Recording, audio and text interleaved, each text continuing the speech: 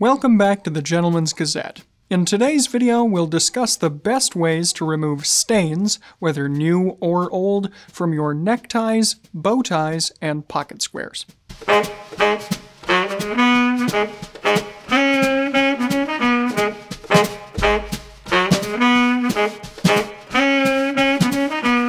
It's a simple fact of life that stains happen. Whether you've been a little too careless with a hot dog or a spoonful of soup, had a mishap with a fountain pen, or just run into some unfortunate weather conditions, we've all encountered situations where we need to get unwanted materials out of our garments. When it comes to larger garments, like shirts, trousers, jackets, and so on, we've already done several garment care videos that should help you there. The most important among these would probably be our video on how to remove stains from any garment, which you can find here. Others would include things like how to wash suits at home and cheap and easy laundry hacks. So you can find our full garment care playlist here. And while much of the information in our general stains video holds true today, there are some special considerations you could keep in mind when it comes to your more delicate accessories, like neckties, bow ties, and pocket squares. Why is this? Well, for one thing, these accessories are often made with finer threads and fibers, which wouldn't stand up as well to heavy scrubbing or machine laundering. For another, ties in particular often have an interlining and stitching that could be damaged or otherwise disturbed by those processes. With that said though, let's get started today with a summary of some of the most common materials you'll see used in ties and pocket squares, silk, wool, and linen, and some special considerations for each. We'll start with silk, which is a delicate material made most commonly from the fibroin protein of the mulberry silkworm. These proteins have a triangular, prism-like structure which refracts light to show various colors and also gives the overall fabric a lustrous appearance. Silk has a natural sheen, it drapes... Man, there are a lot of loud engines out there today. Silk has a natural sheen, it drapes well, and it has good absorbency, so it takes dyes easily. The use of silk as a textile dates as far back as 6000 BC or BCE in China, and it then spread to other parts of the world, reaching places like America round about the 17th century. Once expensive enough that it was only worn by nobility, it's now still used in luxury garments today, although it is much more readily available. As far as cleaning considerations are concerned, we'll start by saying that you shouldn't submerge or soak silk fabrics in water. Completely saturating silk with water can not only aggravate a stain, but can also cause rings or ripples that might ruin the texture or color or pattern of the silk. Silk weakens when it's wet, and it also degrades with heat and perspiration. Silk can also have finishes that could be removed by washing. For example, a smoother hand feel might become pebbled. In order to make sure that you aren't going to remove this finish, you should test the garment in an area that can't be readily seen. And you can find our video on a type of silk that's near and dear to menswear aficionados, madder silk, here. Next, we'll mention linen, which is a natural fiber that's derived from the flax plant. For more information on linen, we've done an entire video on it, which you can find here. Linen is also weaker when it's wet, and it's prone to abrasion, so it should be cleaned with care. It's important that you not squeeze or press linen fibers when you're trying to get a stain out. If you do this, you may further grind the stained material into the linen fibers, making it harder to get out. Finally here, we'll mention wool, which is really more of a categorical term for textile fibers derived from the coat of mainly sheep, but also goats, musk oxen, rabbits, camels, llamas, alpacas, vicunas, guanacos, and even cattle and sometimes pigs. We've also produced a comprehensive video specifically on wool, so for more information you can check it out here. Note that stains can often set especially quickly into wool fibers, so tending to a new stain is especially key with wool. Now that we've gone over the common fabrics, let's have a brief refresher on what materials make up stains. Stains can either be organic or inorganic in nature, and from there can be oily or not. In other words, you could think of all stains as falling into 4 broad categories: organic, inorganic, oily organic, and oily inorganic.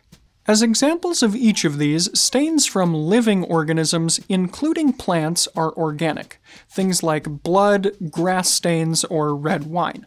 Meanwhile, stains from man-made materials such as ink, solvents, or machine dust are inorganic. Examples of oily organics could include things like barbecue sauce or sweat stains, and examples of oily inorganics could include things like cosmetics. For more in-depth information on that subject, though, our general guide to stain removal should have you covered. With that said, let's now cover a list of materials that you'll want to have on hand when you're tackling a stain removal job involving your ties or pocket squares. Firstly, you'll want a clean towel to place on your work surface, which could be anything including an ironing board, a table, or so on. A clean white cloth, preferably made from cotton or linen, with linen probably being best because it doesn't pill. Paper towels or napkins to soak up oil or grease stains. Club soda or plain water, as the carbonation can help to lift stains out.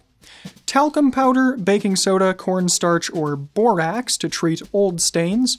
Table salt, a formulated stain solution, such as this one from the laundress, and spray bottles filled with either vodka, isopropyl alcohol, or rubbing alcohol, and a 50-50 mixture of water and white vinegar, and lemon juice can also work here. Having a hair dryer on hand to help prevent the spreading of liquids can also be helpful, but if you are going to use one, be sure that it has a cool setting. We'll also note here that other commercial products such as Carbona Stain Devils, Tide to Go, Shout Wipes, or Silk and Clean tissues are all potential aids for you here, but we would sooner recommend the more gentle methods that we've already outlined. Finally here, we've got a few general tips to share before we get into the specific stain removal processes. Firstly, you may remember that we recommended the use of bleach alternative, which is also called oxygen bleach and is made from sodium percarbonate, in our general stain removal video, but we would advise against using it on your delicate accessories, especially those made of silk.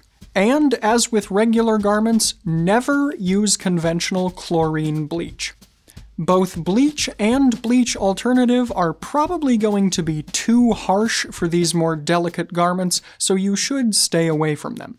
This is also true of conventional soaps and laundry detergents. And on that note, something else to be careful of in particular is what's known as a biological detergent. This matters because biological detergents contain enzymes that effectively eat their way through protein-based stains. But since wool and silk are also largely made from proteins, these enzymes can eat through them as well.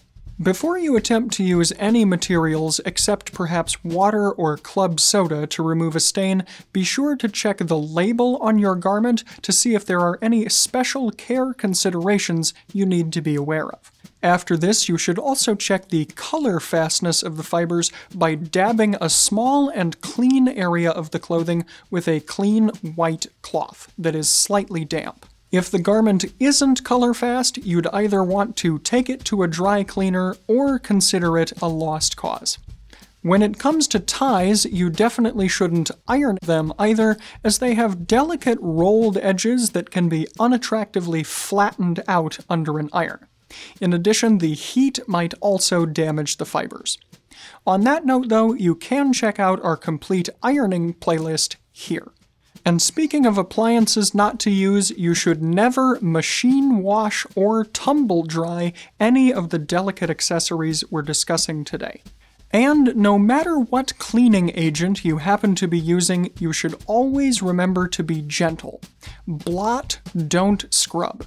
Some gentle rubbing may be okay, but you should always exercise caution and work slowly.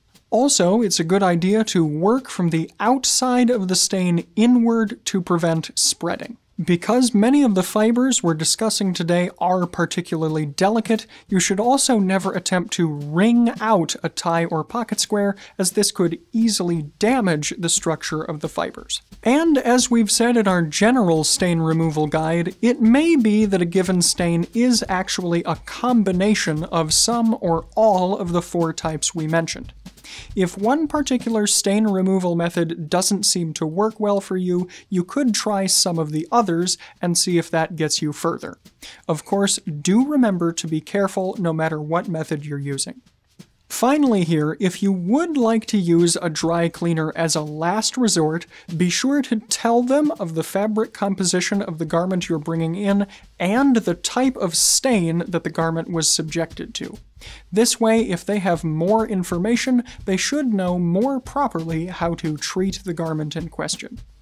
Alright, now for the main event of today's video, the actual stain removal processes.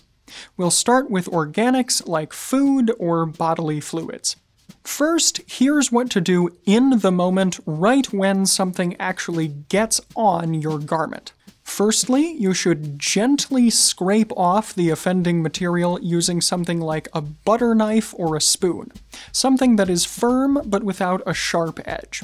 This way, you'll get the majority of the substance off of your tie or pocket square, so you won't be grinding or mushing it into the fibers when you're trying to remove the stain.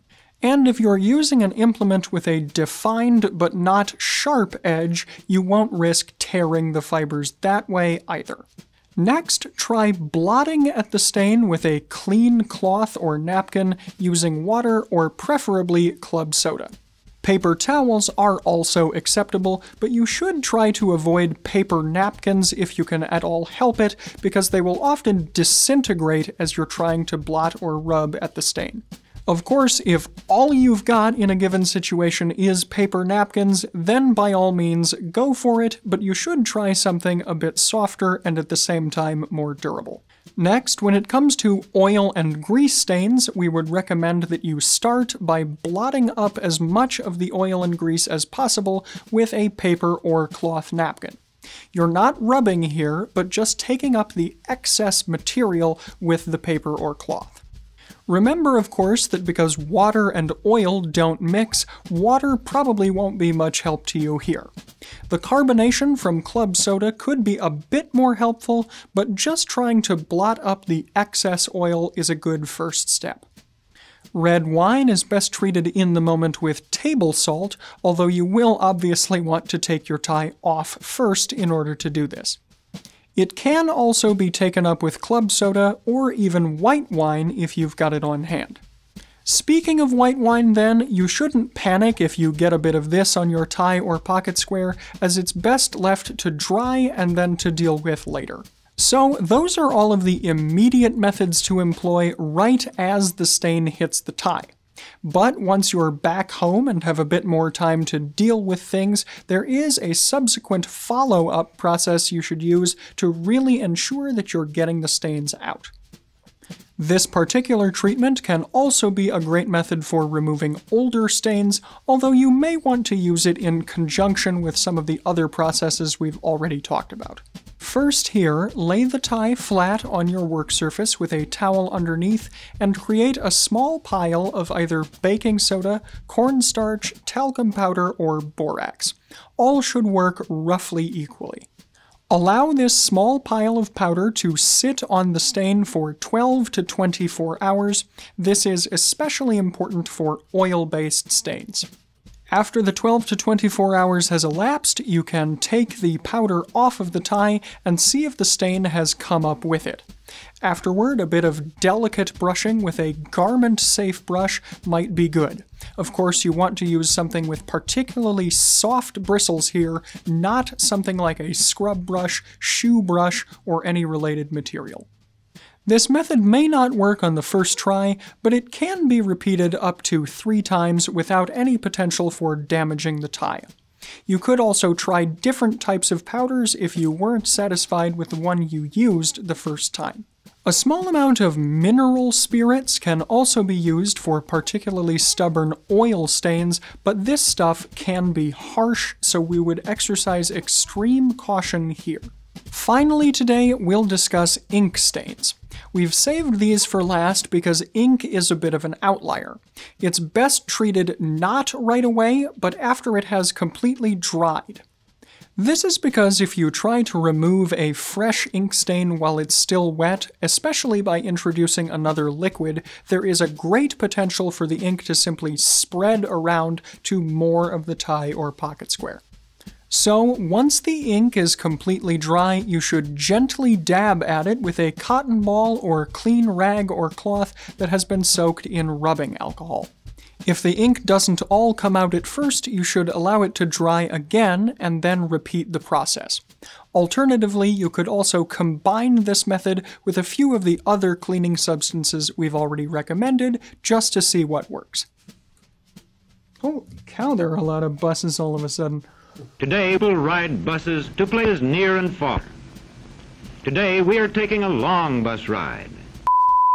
So, hopefully you'll find these various techniques helpful in getting your neckties, bow ties, and pocket squares back to looking their best, regardless of the fabric composition. These methods could also likely work for other materials like cotton or polyester, of course, but we've just listed some of the most common construction fabrics here today. Remember to always work slowly and carefully and not to expect miracles.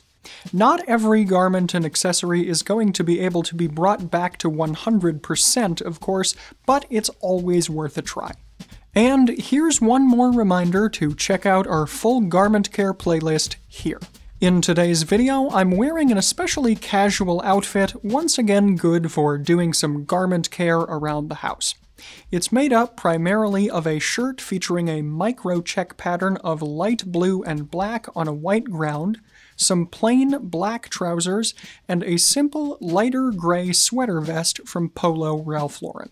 My socks are also plain black, as are my shoes, which are penny loafers from Allen Edmonds. Of course, I'm not wearing a tie or pocket square in this casual outfit, but if I were to add one, I could look no further than the Fort Belvedere shop, which has a wide array of different pocket square and necktie styles in various fabric compositions, colors, and patterns, so you'll be sure to find something you love if you check it out as well.